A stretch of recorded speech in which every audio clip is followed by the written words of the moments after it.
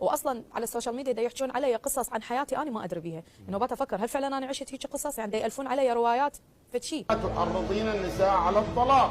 واو طلقيه قيديه صارت طلقيه قيديه طلقيه فورا والله طلقيه وشرب فوار هذا مال الكواكب ورا. خاف مو اني تتاكد خاف غيري خاف. انت عندك منظمه وتتلقين انت تتلقين دعم، لا تظلين تحكي حكي زايد، لا تصيرين انت ما صادرين حريه الاخرين. لسه راجعين من المؤتمر التاسيسي الاول لمنظمه بسمه حواء ايف سمايل المعنيه بالدفاع عن حقوق النساء المعنفات والاطفال المعنفين. لا ابويا مسحيا وانا احكي اي نفسي داو الله حي ابن الناقصه. الراقصات ترى اكثركم المعممين انتم اللي تدعموهن.